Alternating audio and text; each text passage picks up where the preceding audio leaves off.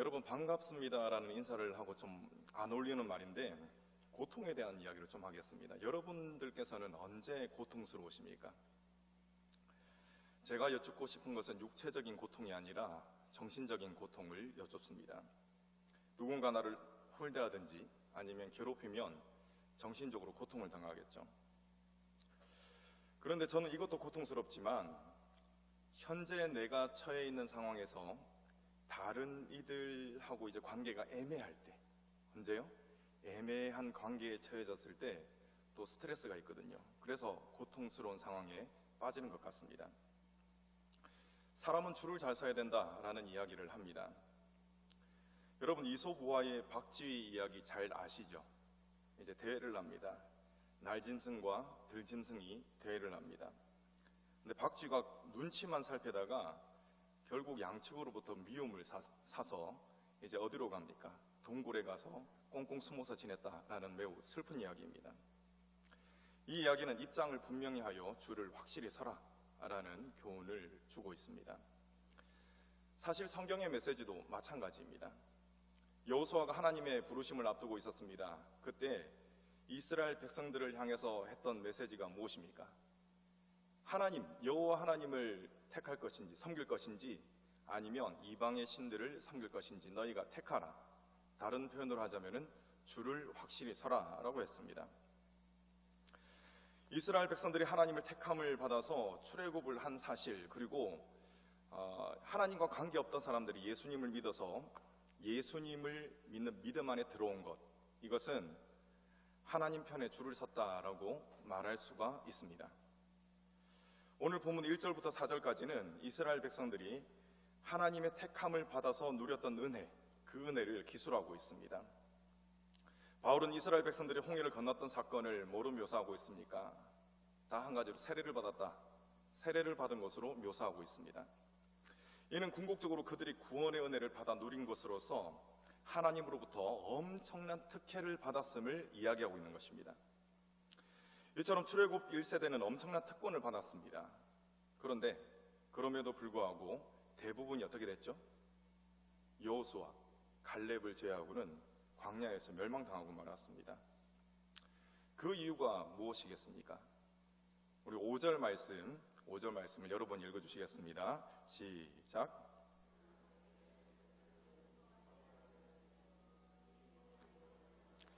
받았느니라.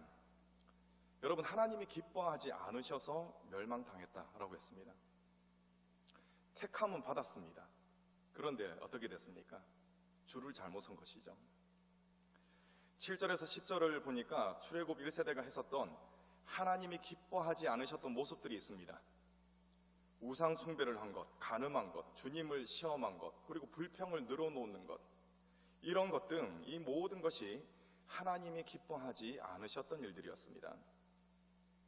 여러분, 출애굽 1세대는 하나님 은혜를 받아서 누렸던 자들입니다. 그것도 정말 놀라운 은혜, 그 은혜를 받아서 누렸던 자들입니다. 그러므로 그들은 얼핏 보면 하나님 편에 서 있는 사람들 같았습니다. 하지만 결국 그들은 어떠한 삶을 살았습니까? 받은 바 은혜에 합당한 삶을 살지 못한 것입니다. 은혜에 합당치 못한 삶을 살았던 것이죠. 그래서 어떻게 되었습니까? 버림을 받았습니다. 우상 숭배를 비롯해서 불평하는 것까지의 모든 행동은 어떤 것이었습니까? 은혜에 합당하지 않은 것들이었습니다. 이는 그들이 무절제에서 탐욕을 따르는 데서 비롯된 열매들이었습니다. 결국 은혜에 합당치 않은 삶을 살았던 모든 이들은 가나안 땅에 들어가지 못하고 다 광야에서 생을 마감해야 했습니다. 여러분, 이 스토리, 이 이야기는 어떻습니까? 좋은 이야기인 것 같습니까? 아니면 안타까운 이야기인 것 같습니까? 당연히 안타까운 이야기죠. 근데 왜 이렇게 안타까운 이야기를 성경에서 하고 있는 것이겠습니까? 오늘 6절하고 11절에는 거의 똑같은 내용의 이야기를 하고 있습니다. 제가 6절 읽어드리겠습니다. 이러한 일은 우리의 본보기가 되어 11절로 넘어갑니다. 그들에게 일어난 이런 일은 본보기가 되고. 아멘. 여러분, 이제 저를 보셔도 되십니다.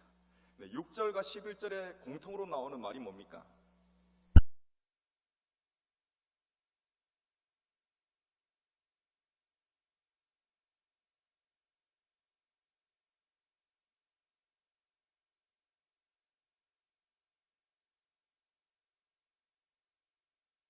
고린도 교인들에게 이 안타까운 이야기를 하고 있는 걸까요?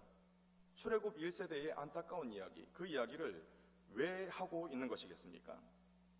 그것은 바로 고린도 교회에도 역시 은혜에 합당하지 않는 삶을 사는 사람들이 있더라는 것입니다.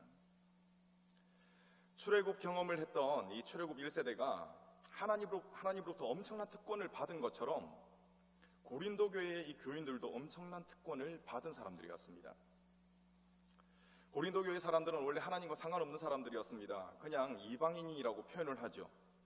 그런데 그들이 복음을 듣고 또 그리스도를 믿음으로 말미암아 하나님과 상관이 있는 자가 되었습니다. 그것도 깊이 상관이 있는 자가 되었습니다.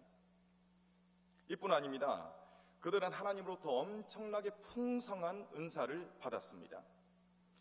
여러분, 이것을 무엇이라고 말할 수가 있겠습니까? 특권이라고밖에 말할 수가 없습니다. 특권을 받았습니다. 그런데 고린도 교인 역시 출애굽 1세대의 전철을 그대로 밟습니다. 정말 그대로 밟고 있습니다. 출애굽 1세대가 절제하지 못하고 탐욕을 따랐던 것처럼 지금 고린도 교인들도 절제하지 못하고 탐욕을 따르고 있다는 것이죠. 그들은 하나님이 주신 은사를 가지고 교회의 덕을 세우지 않았습니다. 오히려 자신을 높이려고 했습니다. 이 은사를 받아서 내가 이런 사람인데 자신을 자랑했습니다. 바울은 하나님이 주신 이 특권을 남용하고 있는 교인들에게 경고하기 위해서 이 본보기를 보여줬던 것입니다. 이러한 본보기가 있다라고 이야기하는 것이죠. 교인들이 계속 무절제한 삶을 살게 되면 그들 역시 어떻게 된다는 것입니까? 광야에서 망했던 출애굽 1세대처럼 될 것이다 라는 경고를 주고 있는 것입니다. 고린도 교인들은 예수 그리스도를 통해 베풀어진 구속의 은혜로 말미암아 죄에서 자유로운 자들이 되었습니다. 또한 풍성한 은사를 받았습니다. 그런데 여러분, 제가 계속 말씀드리다시피 그들이 이 자유와 은사를 누구를 위해서 사용하고 있습니까? 자기를 위해서 사용하고 있습니다. 자기를 위해서. 자기의 편안함과 또 자신을 높이는 일을 위해서 하나님으로부터 받은 것들을 사용하고 있는 것입니다. 바울은 고린도 교회에 깊게 뿌리 박혀 있는 이 교만함을 발견을 했습니다. 이 모든 것들이 다른 이유가 아니라 교만함 때문에 생긴다라는 것을 발견하고는 이렇게 이야기합니다. 우리 12절 말씀, 12절 여러분 읽어주시겠습니다. 시작. 아멘. 그렇습니다, 여러분. 고린도 교인들은 지금 자신들이 선줄로 생각하고 있었습니다. 내가 우월한 사람이다 라고 생각하고 있었던 것입니다. 그렇기 때문에 자신이 하는 것을 옳은 것이라 여기는 반면 자신과 다른 사람들은 틀리다고 정죄했던 것입니다. 여러분, 이처럼 교만해진 사람은 자신도 모르는 사이에 은혜와 상관없는 삶을 살아가게 됩니다. 그러니 어떤 주의를 주는 것입니까? 교만에 빠지지 않도록 항상 자신을 점검하라 라고 주의를 주는 것입니다. 특별히 16절에서 18절까지의 말씀은 성찬에 대한 설명입니다. 바울이 이 성찬에 대한 설명을 해야만 했던 이유가 그 당시에 있었습니다. 고린도 교회의 교인 중에는 성찬에 참여하면서 동시에 우상의 신전에서 우상의 제물을 마음껏 먹는 사람들이 있었습니다. 물론 믿음이 좋아서 먹는다라고 하기보다는 그것은 좀 애매할 수가 있습니다. 그것보다는 자기를 위해서, 그러니까 이 자유를 남용하는 일들이 있었다는 것입니다. 또 때로는 포도주에 거나하게 취해가지고 성찬에 참여했던 사람들도 있었던 것 같습니다. 무엇을 앞세우고 그럽니까? 자유를 앞세우고 나에게 믿음이 있는데 이게 프리패스라는 것입니다. 그들은 자기 중심적인 이상한 믿음, 이 이상한 믿음으로 인해서 어떤 삶을 살았느냐? 무절제하고 무질서한 삶을 살았던 것입니다. 이에 바울은 성찬의 의미를 바로잡아줍니다. 성찬은 자신을 특별하게 여기는 사람들이 특권을 뽐내는 예식이 아니라는 것입니다. 성찬은 그리스도를 통해 베풀어진 은혜로 용서함 받은 죄인들이 영적으로 그리스도의 살과 또 그리스도의 피를 나누어 먹고 마시는, 즉 그리스도와 연합하는 것이 바로 성찬이다. 이렇게 의미를 바로잡아주고 있습니다. 바울은 지금 뭐라고 또 이야기하는 것입니까? 예수님을 믿는 자들은 주님과 연합해서 주님의 식탁을 함께 나누는 자들이다. 주님과 더불어 교제하는 자다라는 이야기를 지금 힘주어 이야기하고 있는 것입니다. 그런데 여러분, 안타까운 것이 무엇입니까? 이처럼 주님의 식탁에로의 초청을 받았던 자들이 다른 식탁을 기웃거리는 것입니다. 그리고 거기서 더 나아갑니다. 다른 식탁에 아예 참여를 해버리는 일이 일어난 것입니다. 주님께서는 분명히 명령하신 것이 있습니다. 내 이웃을 내 몸과 같이 사랑하라, 서로 사랑하라. 이로써 너희가 내 제자인 것을 알 것이다 라고 말씀하셨습니다. 그럼에도 불구하고 그들은 이웃보다 자신을 너무 사랑했습니다. 자신을 너무나 사랑했기 때문에 자신의 의견을 관철시키기 위해서 다른 사람들을 실족시켰습니다. 또 자신을 너무나 사랑했기 때문에 그리스도를 통해서 얻게 된 이 자유를 어떤 일에 사용했습니까? 죄를 담대하게 저지르는 일에 이 자유를 사용했던 것입니다. 이는 하나님께서 은혜를 베푸신 목적에 정면으로 반하는 일이었습니다. 여러분, 주님께서 어떻게 말씀하셨습니까? 여러분 너무 잘 아시는 말씀입니다. 마태복음 16장 24절, 또 마가복음 8장 34절, 누가복음 9장 24절에는 주님께서 똑같이 말씀하십니다. 자기를 부인하고 라고 하십니다. 자기를 부인하고. 이는 하나님의 말씀과 하나님의 영의 인도를 따라 자신을 절제하는 것을 의미하는 것입니다. 내가 난데 라고 내세우는 것이 아니라 하나님 앞에서 스톱하는 것, 자신을 숙이는 것을 의미합니다. 여러분, 인간관계에서는 이 사람 저 사람과 함께 식탁 교제를 나누는 일이 필요합니다. 그렇기 때문에 원활한 관계를 위해서는 밥 한 번 먹자라고 이렇게 약속을 잡는 것이죠.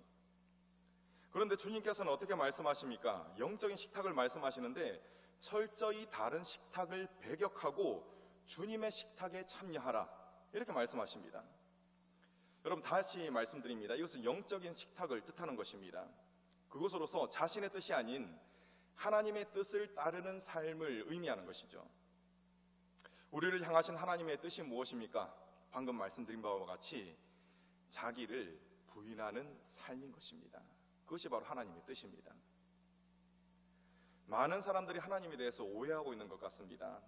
산신령과 같이 금도끼 줄까 은도끼 줄까 이런 산신령과 같이 자신의 소원을 들어주는 마냥 좋은 그런 인물로 보는 경향이 있습니다.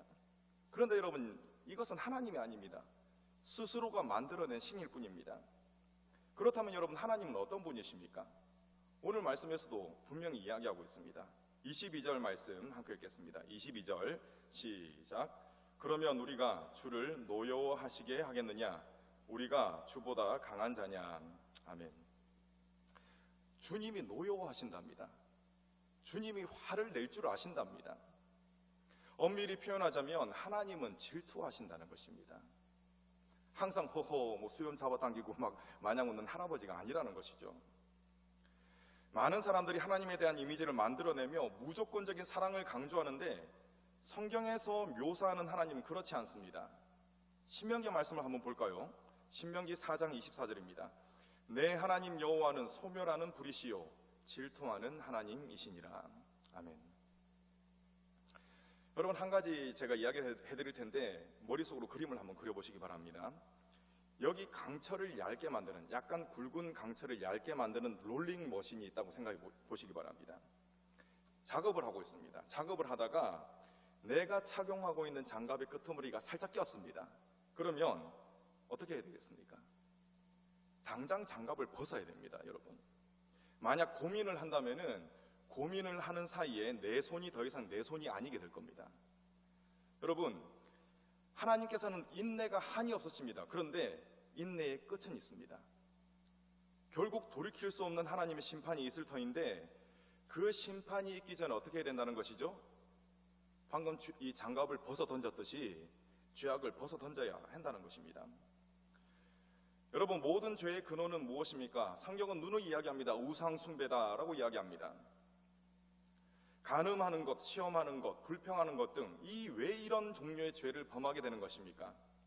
나를 숭배하기 때문에 그렇습니다. 더 구체적으로 표현을 하자면은 나의 탐심을 만족시키기 위해서 범하게 된다는 것이죠. 그렇기 때문에 성경이 모든 죄의 근원을 우상 숭배로 규정하는 것입니다. 그런데 여러분, 우상 숭배를 하지 말아야 된다 모르는 사람이 어디 있습니까? 다 알죠.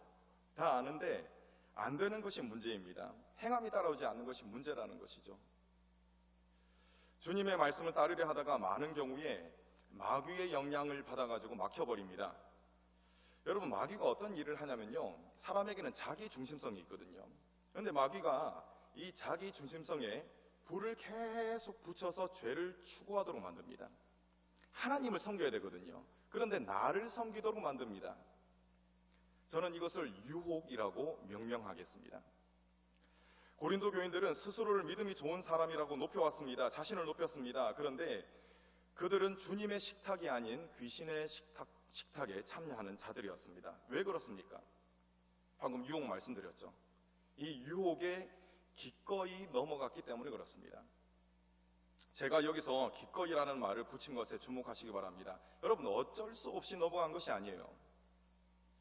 그들이 원해서 기꺼이 넘어간 것입니다. 여러분, 유혹이 어떤 모습으로 다가오는지 아십니까? 광명한 천사의 모습으로 온다고도 하죠. 자, 어떤 모습으로 다가오냐면은 내가 간절히 원하게끔 만들 그 정도로 매혹적인 모습으로 유혹이 다가온다는 것입니다. 뱀이 하와를 유혹할 때 그 장면을 떠올려 보시기 바랍니다. 그때 하와는 선악과를 바라봤습니다. 그 나무의 열매, 선악과가 하와의 눈에 어떻게 비춰졌는지 아시죠? 창세기 3장 6절 제가 읽어드리겠습니다. 여자가 그 나무를 본즉 먹음직도 하고 보암직도 하고 지혜롭게 할 만큼 탐스럽기도 한 나무인지라 여자가 그 열매를 따먹고 자기와 함께 있는 남편에게도 주매 그도 먹은지라. 어떻게 묘사하고 있습니까? 먹음직도 하고 보암직도 하고 지혜롭게 할 만큼 탐스럽기까지 했습니다. 정말 완전히 유혹할 만한 모든 요소를 다 갖추고 있습니다. 이 정도가 되면은 안 넘어가고는 베길 수 없는 지경에 이르게 된 것입니다. 여러분, 우리는 이런 생각을 할 수가 있습니다. 아담과 하와 정말 완벽한 환경 속에서 살았는데 왜 죄를 범했냐, 이런 그들을 질타하는 마음이 생길 수도 있습니다. 저 역시 그런 마음을 가지고 있었습니다. 하지만 여러분, 우리 가운데 하와를 향해서, 아담을 향해서 손가락질을 할 수 있는 사람은 아무도 없다. 저는 분명히 그렇게 이야기할 수 있습니다. 가만히 생각해 보시기 바랍니다.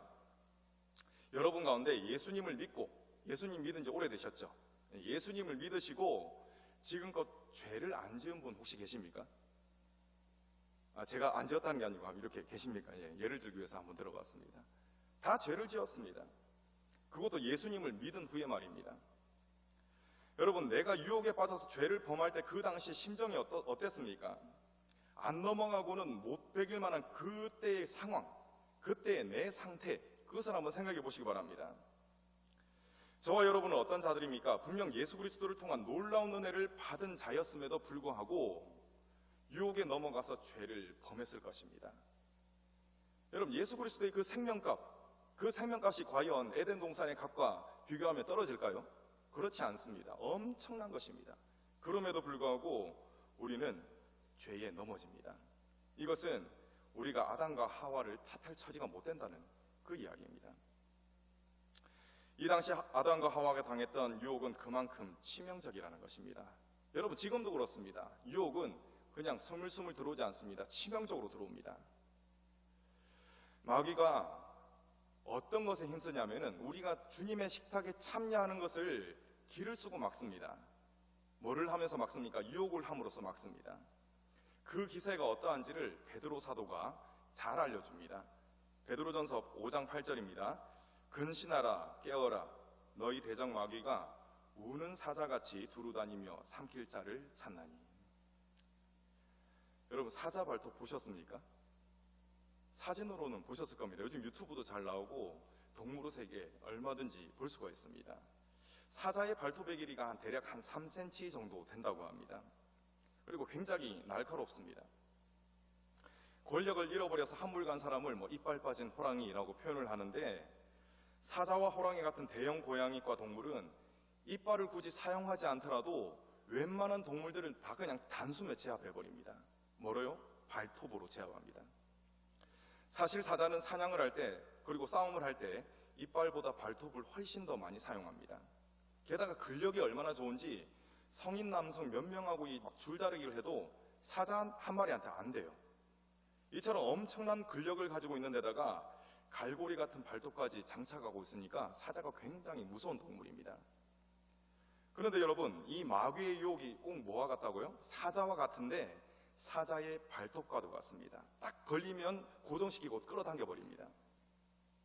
그래서 여러분, 우리는 깨어있지 않으면 마귀의 유혹에 빠져서 순식간에 귀신의 식탁에 참여할 수 있는 위험성이 있다는 것이죠. 하나님을 높이는 척하면서 섬김의 하나님의 말씀으로 강하게 하고, 항상 강하게 하고, 또 늘 주의하는 것, 그것을 근신하는 것이라고 합니다. 쉽게 말하면 정신을 차리는 것입니다. 하나님의 말씀과 기도, 그것으로 항상 깨어있는 저와 여러분 되시기를 간절히 소망합니다. 말씀을 맺겠습니다. 여러분, 부지런하시기 바랍니다. 게으름은 어떤 속성이냐면 하나님이 미워하시는 속성입니다. 게으름에 대한 잠언 말씀 엄청 많은 거 아시죠? 그 정도로 하나님께서 게으름을 미워하십니다. 또 예수님의 비유 속에 등장하는 주인이 종을 책망할 때도 어떻게 책망합니까? 악한 종아 이렇게 합니까? 악하고 게으른 종아 이렇게 책망하십니다. 악함과 게으름은 세트로 따라다닙니다. 그렇기 때문에 여러분, 게으름이 곧 악함이라고 말할 수가 있습니다. 그렇다면 여러분, 우리는 어떤 일에 부지런해야 되겠습니까? 방향성이 중요하지 않습니까? 잠언 16장 18절 말씀에는 교만은 패망의 선봉이요 거만한 마음은 넘어집의 앞잡이니라 라고 했습니다. 그러므로 우리는 어떤 일에 부지런해야 되냐면은 하나님의 말씀으로 내가 나를 비추어서 내가 교만하지는 않는지, 항상 말씀으로 누구를 비추라고요? 김 집사님을 비춰야 됩니까? 말씀으로? 이 권사님? 아닙니다. 그 말씀으로 나를 부지런히 비추라는 것입니다. 만약 영적인 나태함에 빠지게 된다면 나도 모르는 사이에 자기 중심적인 사람이 되어버리고 말 것입니다. 그리고 어떤 사람이 됩니까? 출애굽 1세대와 또 고린도 교인들과 같이 무절제한 사람이 되는 것입니다. 그리고 자신도 모르는 사이에 계속 자신을 높이려 드는 것이죠. 그렇게 되면 정작 몸은 교회에 있지만 주님의 식탁과는 상관이 없는, 주님과의 교제가 없는 사람이 되어버립니다. 여러분, 이러한 비극이 우리 교회의 성도님들 가운데는 없기를 소망합니다. 여러분, 우리들의 삶 가운데 마귀의 치명적인 유혹은 끊이지 않을 것입니다. 치명적인 유혹을 이기기 위해서 부지런한 절제가 필요한 것이고, 또 부지런히 말씀과 기도로 깨어 있어야 하는 것입니다. 방금 제가 말씀드렸죠. 특히 말씀을 적용할 때 다른 누군가를 떠올리는 것이 아니라 나에게 적용시키기 위해서, 먼저 나에게 적용시키기 위해서 힘을 써야 합니다. 여러분, 말씀을 듣다 보면은 막 마음이 불편해지실 때가 있죠. 저도 그럴 때가 있더라고요. 자, 그때는 어떤 때냐? 나에게 적용시키기 위해서 힘쓰고 애쓰고 몸부림쳐야 될 때입니다. 내가 막 말씀을 튕겨내고 싶을 때, 오히려 더 적용시키기 위해서 노력을 해야 된다는 것입니다. 여러분, 식탁, 오늘 식탁에 대해서 이야기를 했습니다. 식탁에는 무엇이 있습니까? 만족이 있습니다. 또 식탁에는 위로와 쉼이 있습니다. 이러한 주님께서 주시는 만족, 위로와 쉼이 있기 때문에 무엇을 할 수가 있냐면 인생에 닥쳐오는 시험을 이겨낼 수가 있는 것입니다. 오늘 말씀 13절 말씀, 13절 여러분 읽어주시겠습니다. 시작. 사람이 감당할 시험 밖에는 너희가 당한 것이 없나니 오직 하나님은 미쁘사 너희가 감당하지 못할 시험 당함을 허락하지 아니하시고 시험 당할 즈음에 또한 피할 길을 내사 너희로 능히 감당하게 하시느니라. 아멘. 여러분, 제가 이전에 사역하던 교회에서 이 말씀 때문에 큰 시험에 빠졌던 분이 계셨습니다. 그분은 자녀가 심한 자폐였거든요. 자폐였습니다. 그런데 신방 때 어떤 말씀을 들었냐면 이 13절 말씀으로 말씀을 들었습니다. 아무개님, 이 아이는 하나님께서 당신에게 주신 십자가입니다. 그리고 하나님께서 뭐라고 말씀하셨습니까? 감당치 못할 시험당을 허락하지 않는다고 하셨지 않습니까? 이겨내실 겁니다. 힘내십시오. 이렇게 말씀을 전했습니다. 그런데 제가 감히 주제넘게 이야기를 하자면은 그것은 잘못된 적용입니다. 왜 그런지 아십니까?